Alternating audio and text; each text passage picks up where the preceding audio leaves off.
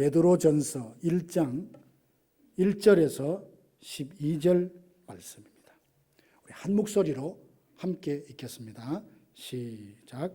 예수 그리스도의 사도 베드로는 본도, 갈라디아, 갑바도기아, 아시아와 비두니아에 흩어진 나그네 곧 하나님 아버지의 미리 아심을 따라 성령이 거룩하게 하심으로 순종함과 예수 그리스도의 핏부림을 얻기 위하여 택하심을 받은 자들에게 편지하노니 은혜와 평강이 너희에게 더욱 많을지어다.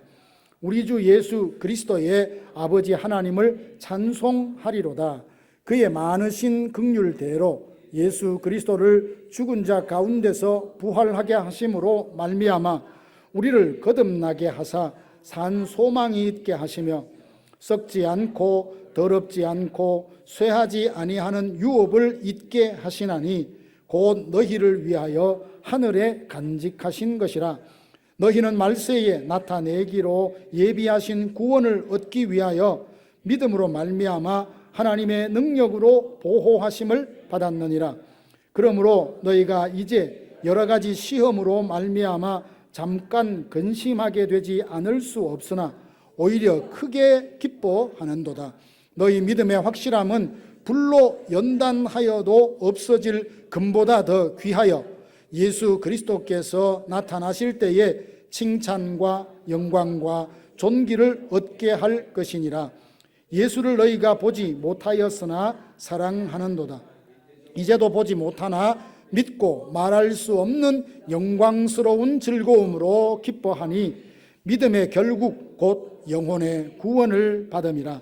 이 구원에 대하여는 너희에게 임할 은혜를 예언하던 선지자들이 연구하고 부지런히 살펴서 자기 속에 계신 그리스도의 영이 그 받으실 고난과 후에 받으실 영광을 미리 증언하여 누구를 또한 어떠한 때를 지시하시는지 상고하니라. 이 섬긴 바가 자기를 위한 것이 아니요 너희를 위한 것임이 계시로 알게 되었으니 이것은 하늘로부터 보내신 성령을 힘입어 복음을 전하는 자들로 이제 너희에게 알린 것이요 천사들도 살펴보기를 원하는 것이니라. 아멘. 하나님께서 욥을 칭찬하십니다. 이 사람은 온전하고 정직해서 하나님을 경외하며 악에서 떠난 사람이다. 하나님께 칭찬받는 것이 얼마나 귀합니까? 이 말을 듣고 있던 사단이 하나님 앞에 욥을 참소합니다. 하나님, 생각해 보십시오. 까닭 없이 하나님을 경외하는 사람이 세상에 어디에 있겠습니까? 하나님께서 욥에게 많은 복을 주셨기 때문에 그가 하나님을 경외할, 만약 하나님이 손을 들어서 그를 치신다면 당장 하나님을 욕할 것입니다. 그러면서 욥을 참소했습니다. 하나님 앞에서 욥을 참소했던 사단이 오늘 우리들 신앙을 갖고 믿음 가운데 살아가는 우리 또한 참소합니다. 열심히 섬기는 어떤 성도들을 향해서 저렇게 열심히 수고하는 것에 무슨 이유가 없겠습니까? 하나님께서 복을 많이 주셨고 하는 일 잘 되게 해주셨으니까 저렇게 열심히 하지, 한번 어려움이 생기면 질병을 얻거나 계획했던 일이 잘 안 되거나 소망하는 일이 잘 안 된다면 금세 실망하고 나 하나님 못 믿겠다, 그렇게 원망할 것이라며 하나님 앞에 참소합니다.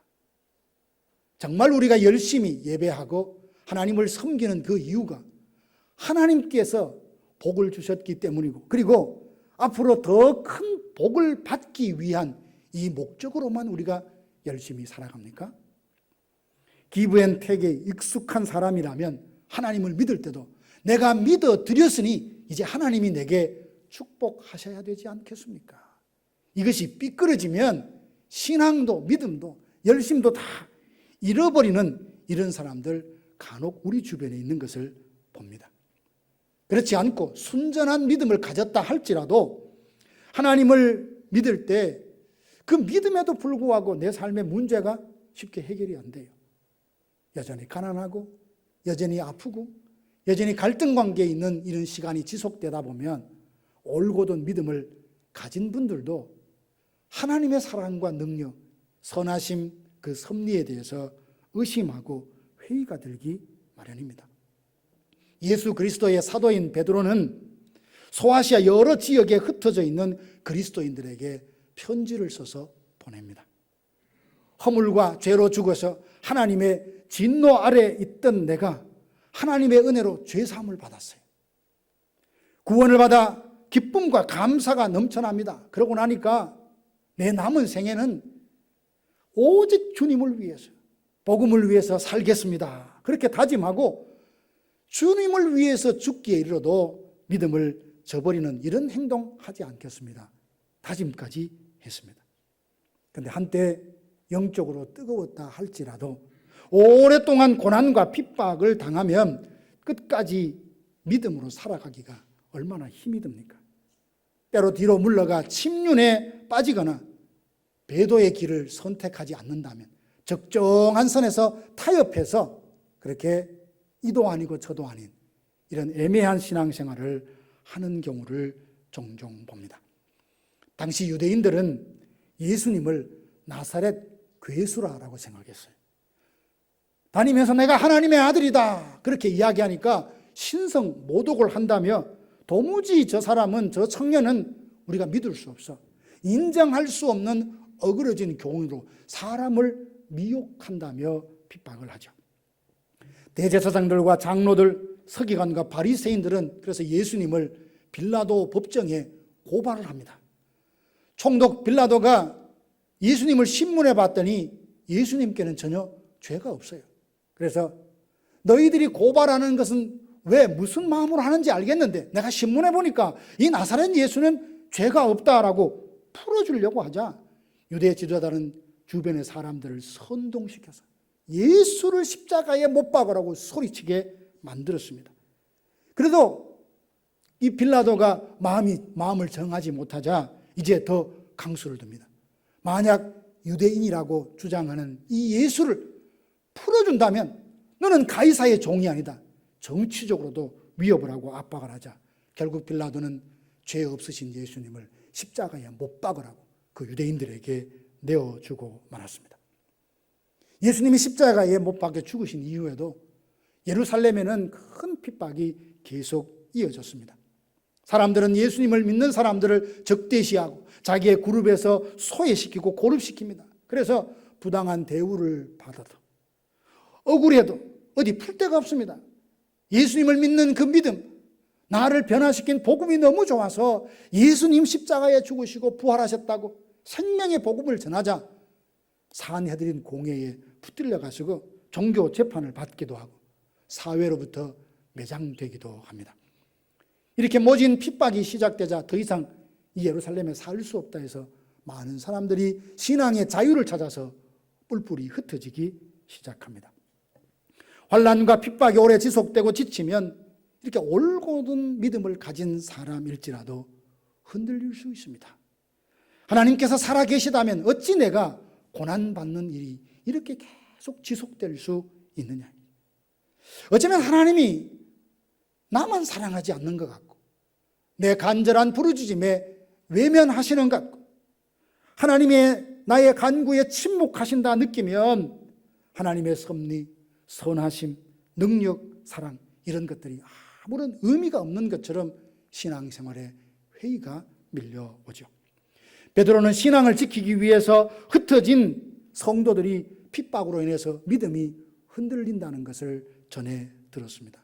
때로 어떤 사람들은 적당한 타협점을 찾아서 신앙을 완전히 떠난 것도 아니고 핍박도 면할 수 있는 방법이 뭘까 그러다가 예수님을 믿지 않고 천사를 숭배하는 이런 사람들이 점점 늘어가기 시작했습니다.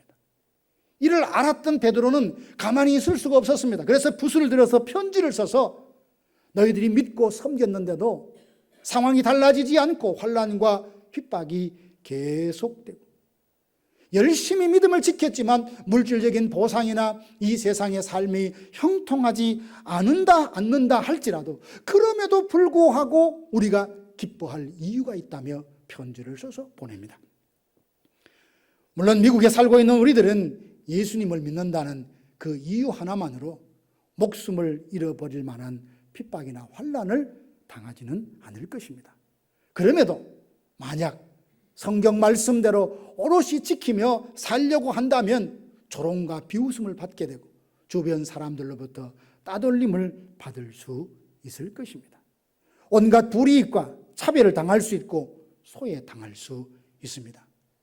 이에 맞설 용기나 확신이 없다면 주일에 가서 예배당 안에서는 그리스도인으로 살고 교회당 문만 나서면 믿는 사람인지 믿지 않는 사람인지 구별이 안 될 정도로 세상 사람들과 뒤섞여 살아가곤 하는 것을 주변에서 여러 번 봤습니다. 베드로가 편지를 보낼 때 그 편지를 받는 사람들은 믿지 않는 불신자가 아니었습니다. 초신자들도 아니었습니다.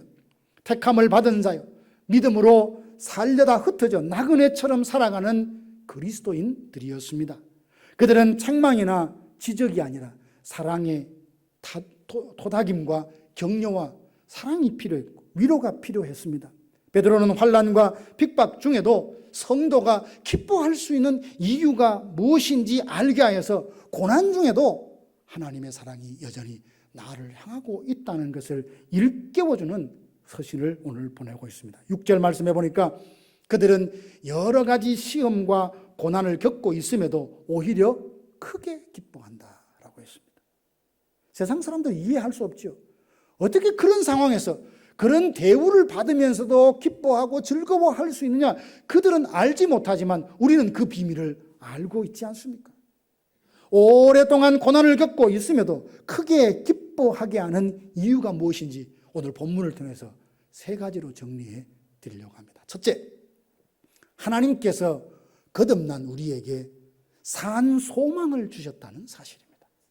3절에 보니까 우리 주 예수 그리스도의 아버지 하나님을 찬송하리로다. 그의 많으신 긍휼대로 예수 그리스도를 죽은 자 가운데서 부활하게 하심으로 말미암아 우리를 거듭나게 하사 산 소망이 있게 하셨느니라. 이럴 때는 아멘 하는 거예요. 죄가 있어 매를 맞으며 참으면 무슨 칭찬이 있겠습니까? 그러나 부당하게 고난을 당해도 하나님 생각함으로 슬픔을 참으면 이는 아름답다 했습니다. 예수님 보십시오. 욕을 당하셔도 대신 맞대어 욕하지 않으시고 고난을 당하되 위협하지 않으시고 오직 공의로 심판하는 하나님께 다 맡겨드렸습니다. 그래서 성도들이 예수님 때문에, 믿음 때문에 받는 고난과 어려움이 있어도 주님 생각하고 참으면 자기 자신을 통해서 예수님이 드러나게 되어 있습니다. 하지만 누구든지 고난이 오래 지속된다면 믿음의 순전함을 지켜낼 사람이 별로 없을 겁니다. 베드로는 고난받는 그리스도인들에게 산 소망이 있다는 것을 깨닫게 줌으로써 어렵고 힘겨운 그 가운데서도 기뻐하도록 성도들을 위로합니다. 그런데 베드로는 그리스도인이 갖고 있는 소망을 왜 산 소망이라고 했을까요? 누구나 갖는 소망 다 있습니다. 그런데 세상 사람들이 갖고 있는 소망과 그리스도인들이 갖고 있는 소망은 다른 것이다. 구별된다는 것에서 산 소망이라 이렇게 표현했습니다. 사람들이 갖는 소망이란 미래에 대한 기대와 자기의 바람을 뜻하죠. 그러나 그들이 가진 소망은 때로 잠시 있다가 사라질 허무한 것들이 대부분들입니다. 그것을 이루었다 해도 참된 만족을 얻지 못하고 또다시 갈증과 목마름을 느껴서 다른 소망을 찾는 끊임없이 나아가는 그런 사람들을 봅니다. 하지만 그리스도인들이 갖고 있는 소망은 산 소망이라 했습니다. 어째서 베드로는 예수 믿는 사람들에게 산 소망이 있다고 했을까요? 예수 그리스도의 아버지 하나님께서 그의 많으신 긍휼대로 예수님을 죽은 자 가운데서 다시 살리셨습니다. 예수님은 성경대로 죽으시고 성경대로 다시 살아나셨습니다. 예수님의 부활이 우리에게 산 소망이 됩니다. 어떻게 예수님의 부활이 우리에게 산 소망이 된다는 말입니까? 예수님의 부활은 예수님만의 부활이 아님에 있습니다. 고린도전서 15장 20절 말씀에 의하면 그리스도께서 죽은 자 가운데서 다시 살아나사 잠자는 자들 주 안에서 죽은 자들의 부활의 첫 열매가 되셨다고 했습니다. 그래서 예수님의 부활을 보면 우리도 예수님처럼 부활할 수 있다는 보증이요 확신이니 예수님의 부활이 우리에게 산 소망이 됩니다. 우리가 비록 이 땅에서 어렵고 힘들게 살아간다 할지라도 그 산 소망, 부활에 대한 소망은 취소되지도 사라지지도 누구도 빼앗을 수 없기에 우리는 고난 중에도 내게 있는 산 소망을 생각하며 기뻐하고 즐거워할 수 있습니다. 우리가 가진 산 소망은 썩지 않고 더럽지 않고 쇠하지 아니하는 유업을 잊게 한다 했습니다. 우리는 하늘에 간직한 유업을 이을 것이라는 소망이 있습니다. 예수님과 함께 누릴 상속이 있습니다. 영적인 유업은 사라지지도 썩지도 더럽혀지지도 않고 일시적이도 아니고 영원합니다. 주님과 함께 영적 유업을 얻게 될 것이라는 소망이 있습니다. 세상의 소망은 변합니다. 세상의 소망은 때로는 사라집니다. 그러나 산 소망은 썩지 않고 사라지지 않습니다. 더럽지 않기에 영적 윤리적으로 정결합니다. 쇠하지 아니하기에 그 가치가 떨어지지도 않습니다. 산 소망은 이 땅의 행복이 아니라 영원한 하나님 나라에서 누릴 영생을 뜻합니다. 아무도 우리에게서 산 소망을 빼앗을 수도 없고 하나님의 능력과 완전한 지혜로 언젠가 그 소망은 현실이 될 줄로 믿습니다. 누가 이 산 소망을 가진다 했습니까? 하나님은 누구에게 이 산 소망을 주신다 했습니까? 거듭난 사람, 예수 믿는 우리에게 이미 산 소망을 주셨습니다. 찬송을 받으시기에 합당하신 우리 주 예수 그리스도의 아버지 하나님이 그 많으신 긍휼하심으로 거듭나게 하신 후 우리에게 이 산 소망을 주셨습니다. 그래서 산 소망은 내가 만들어낸 게 아닙니다. 내가 취한 게 아니에요. 하나님이 선물로 주신 것입니다. 산 소망으로 온갖 어려움과 환난을 견뎌내십시다. 고난은 잠시 잠깐이라고 했어요. 이후 누릴 영광은 영원합니다. 산 소망을 가진 사람은 사방에 우겨삼을 당한 듯 보여도 쌓이지 아니하고 약한 듯 하여도 강하고 아무것도 없는 것 같아도 모든 것을 가진 진정 부유한 자로 살아갈 수 있습니다. 샤르트르라는 사람은 이런 말을 했습니다. 소망이 끝나면 지옥이 시작된다. 혹시 하나님이 주신 산 소망을 가졌다는 것을 알지 못해서 고난 때문에 그 의식과 생각이 희미해져서 믿음으로 살아가는 것에 회의가 들고 나를 향한 하나님의 사랑이 떠난 것 같고 자꾸만 의심이 일어나십니까? 그래서 소망이 없다라고 단정적으로 생각하고 되뇌이지는 않습니까? 기억하십시오. 하나님은 예수님을 통해 우리를 거듭나게 하시고 산 소망을 주셨습니다. 우리 안에 어떤 상황이나 그 누구도 이 소망을 빼앗을 수 없습니다. 이걸 기억할 때 우리는 7번 넘어져도 8번째 다시 일어날 수 있습니다. 내 안에 계신 예수 그리스도인에 우리는 결코 작지 않으며 우리는 결코 약하지 않습니다. 죽음의 권세를 깨뜨리시고 부활하신 예수님처럼 우리도 언젠가 부활하게 될 것이라는 산 소망을 가졌으니 흩어진 나그네로 더 나은 성을 향하여 우리 앞에 놓인 믿음의 순례의 길을 끝까지 걸어가는 우리 모든 성도들 되시기를 주님의 이름으로 축복합니다. 두 번째는 하나님의 능력 안에서 우리가 보호하심을 받고 있다는 사실입니다. 5절에 보니까 너희는 말세에 나타내기로 예비하신 구원을 얻기 위하여 믿음으로 말미암아 하나님의 능력으로 보호하심을 받았느니라. 하나님의 능력으로 보호하심을 받았다 하셨으니 환난 중에도 하나님의 능력 안에서 보호하심을 받고 있다는 것을 믿으시기를 바랍니다. 우리가 열차를 탈 때 보면 대부분 내가 가는 방향으로 앉아서 가는데 예전에 무궁화호 한국에서 타다 보면 서로 마주보며 갈 때가 있습니다. 열차는 앞으로 가는데 나는 어디로 봐요? 떠나는 역을 계속 바라보고 있으니까 내가 가고자 하는 목적지로 가고 있나? 이렇게 의심이 들 때가 있죠. 우리의 삶이 내가 원하는 대로 착착 풀리지 않으면 하나님이 날 보호하신다는 것을 실감 있게 받아들이지 못합니다. 하나님이 보호하신다면 내가 왜 아프냐는 거예요. 하나님이 그 능력으로 나를 지켜주신다면 내가 왜 하는 일이 잘 안 되냐는 거예요. 하나님이 능력으로 보호하신다면 내가 좀 하나님을 잘 섬기기 위해서 기도하는 내용이 왜 응답이 안 되냐고. 주어지는 잠시 잠깐 지나가는 여러 가지 시험으로 인해서 하나님의 보호하심을 부정하는 사람이 있을 수 있습니다. 그러나 우리 하나님은 내 생각, 내 감정에 따라서 움직이신 거예요. 그분은 약속하신 말씀에 신실하셔서 하나님의 능력 안에서 보호한다고 하셨으니 그 말씀대로 주님이 오시는 그날까지, 우리가 하나님 나라 가는 그날까지 그 능력으로 우리를 보호하고 계심을 믿습니다. 비록 사단의 시험과 공격으로 인해서 고통을 겪을 때가 있습니다. 여러 가지 시험으로 잠깐 근심하지 않을 수 없지만 하나님의 능력으로 여전히 보호를 받고 있으니 그걸 생각하면 우리는 어려움 중에도 기뻐할 수 있습니다.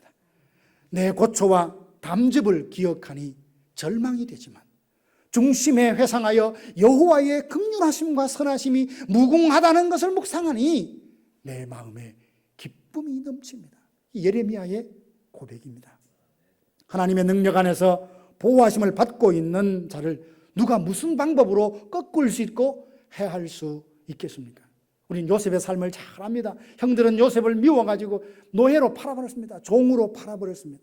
그러나 하나님은 그것마저도 복이 되게 하셔서 그를 통하여 아브라함에게 하신 약속을 이루게 해주신 것을 압니다.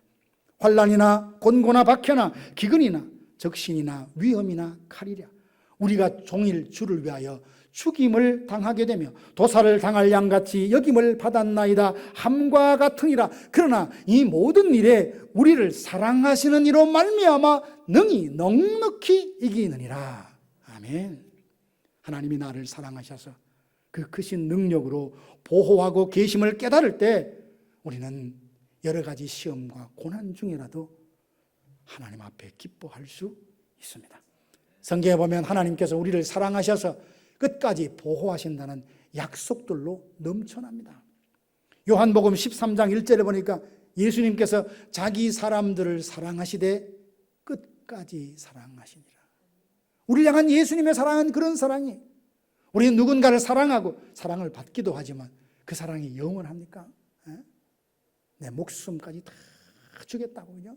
그렇게 사랑하지만 변질되잖아요. 그죠? 변하잖아요. 근데 우리를 향한 하나님의 사랑은 우리의 반응과 관계없이 세상 끝날까지 사랑하신다 하셨습니다. 시편 121편 7절 8절을 보니까 여호와께서 너를 모든 환난에서 보호하시며 또 내 영혼을 보호하시리로다.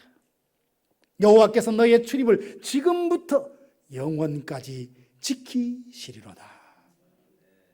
하나님은 너를 지키시는 자 너의 우편에 그늘 되시니 낮의 해와 밤의 달도 너를 해치 못하리.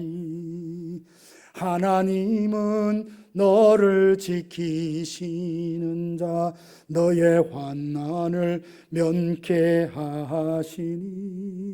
그가 너를 지키시리라. 너의 출입을 지키시리라. 눈을 들어 산을 보아라.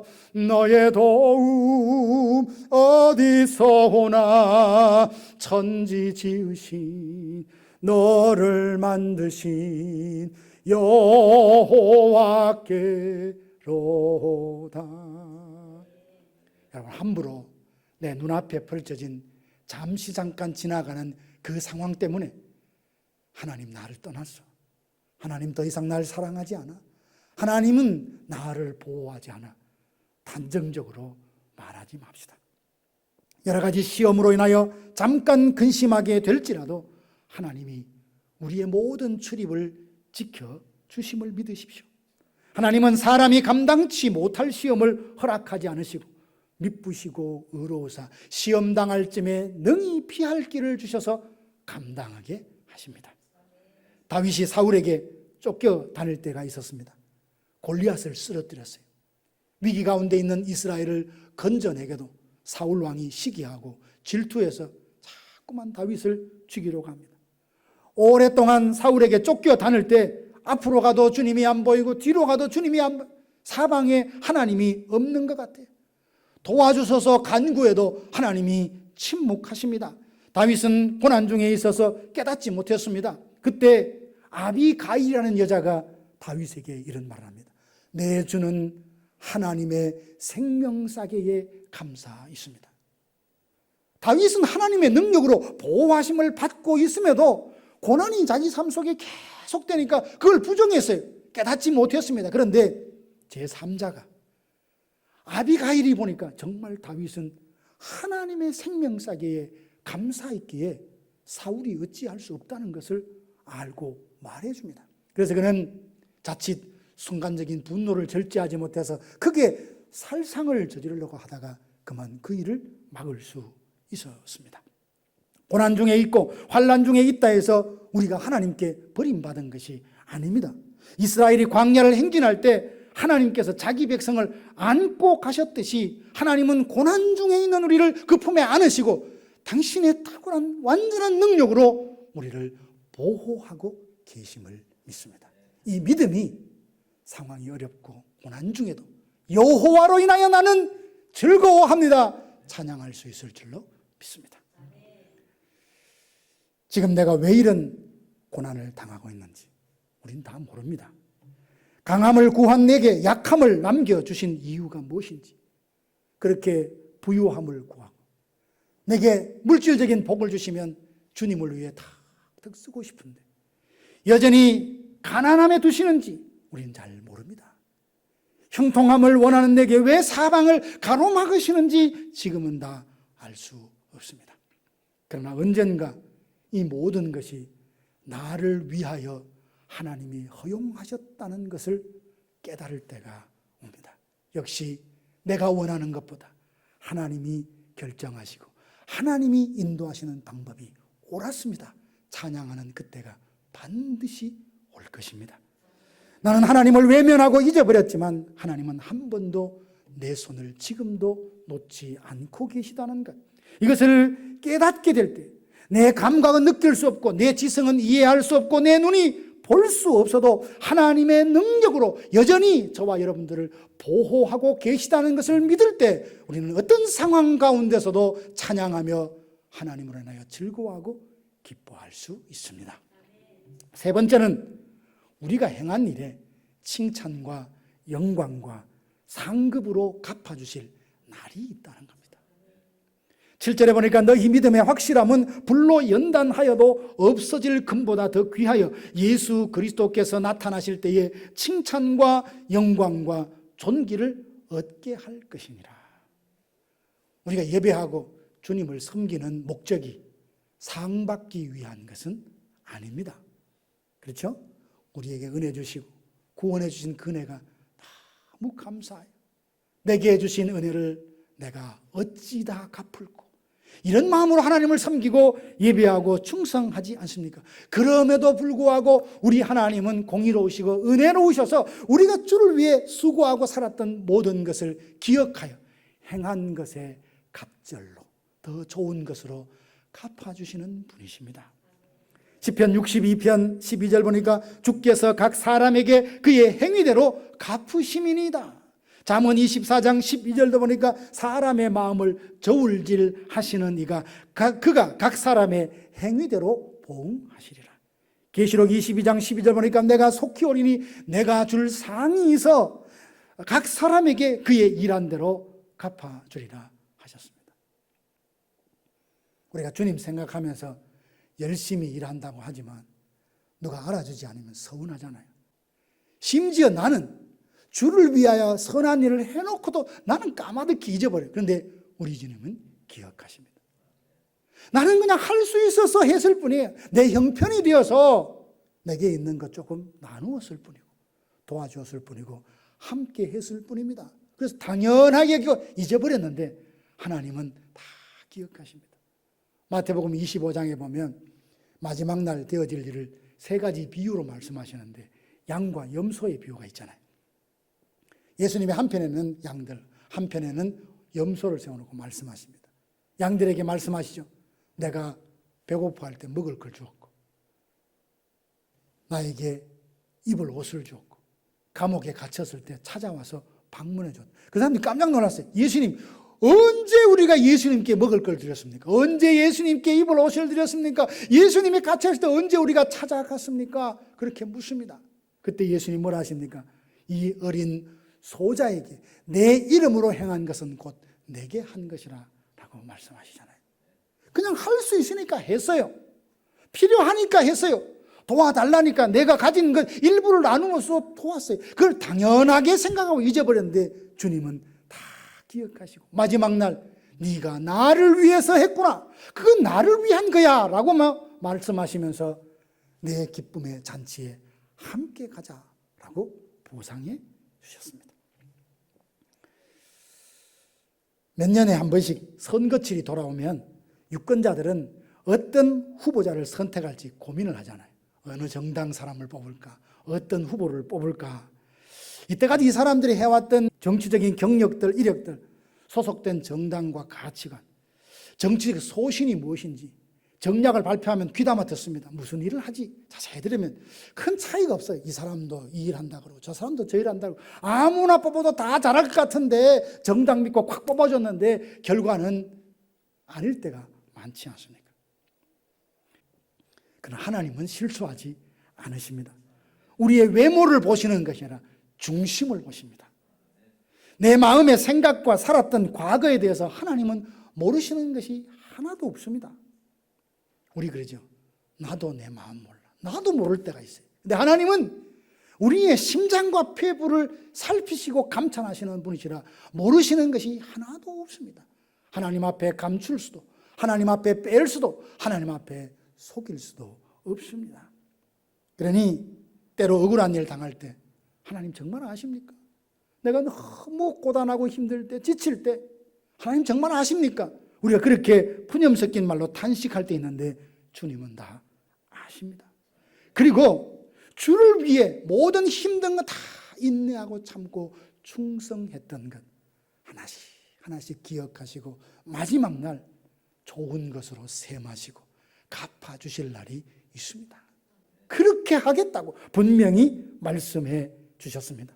5달란트, 2달란트 받은 사람들이 열심히 일했더니 착하고 충성된 종아 주인이 알아주었습니다. 사랑하는 성도 여러분, 우리는 행하고도 잊어버리거나 사실을 왜곡하여 기억할 때가 있습니다. 그러나 하나님은 정확하게 아십니다.